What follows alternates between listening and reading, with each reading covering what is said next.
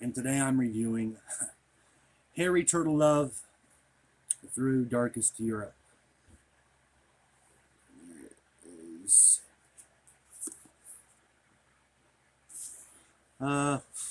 what should I say about this? In this book, Western Europe takes everything Thomas Aquinas says in his philosophy to heart and pretty much stays in the Dark Ages. They never have the Enlightenment or the Renaissance.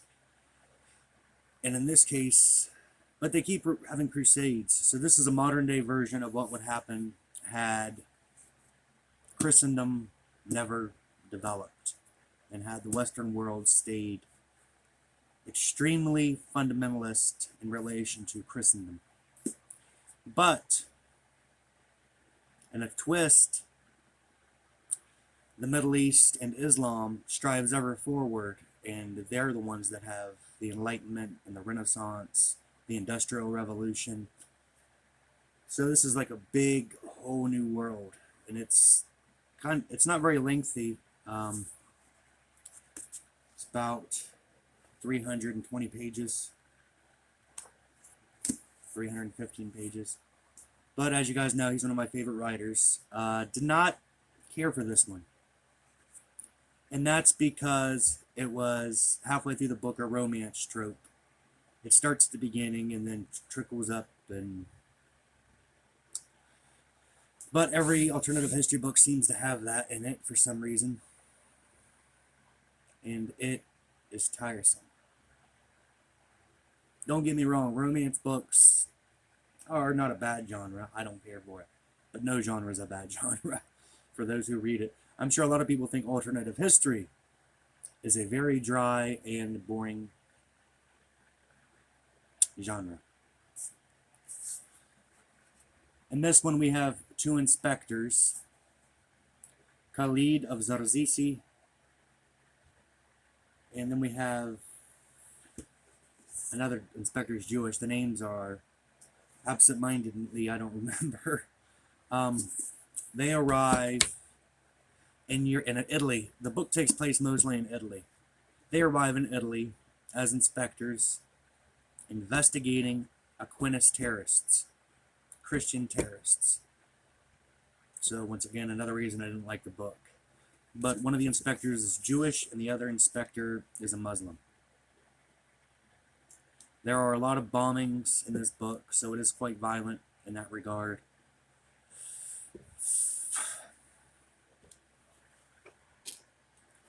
This book really made me question a lot of my beliefs, I guess.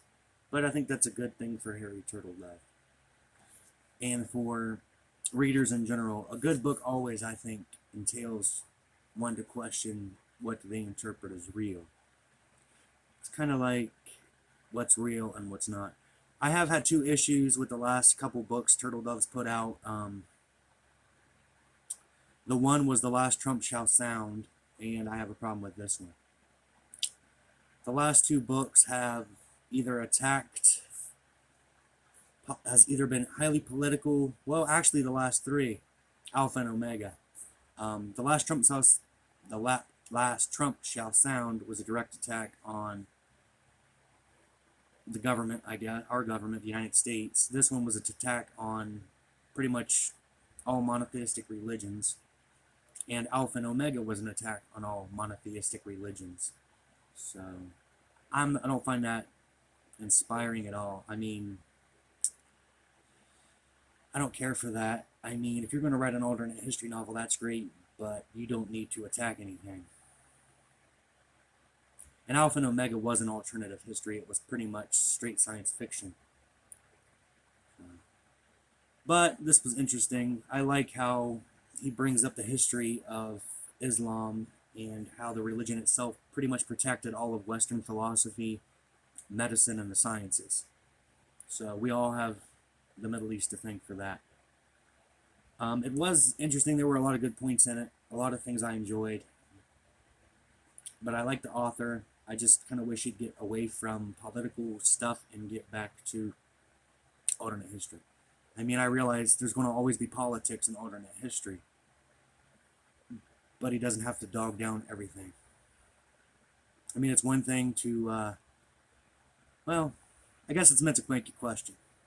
So, there's that.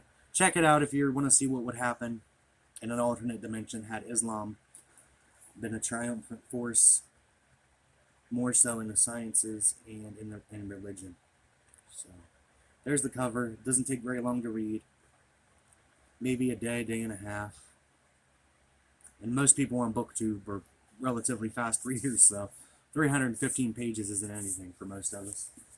So, thank you. Have you read this book? Are you going to read this book? Are you going to steer clear from this book?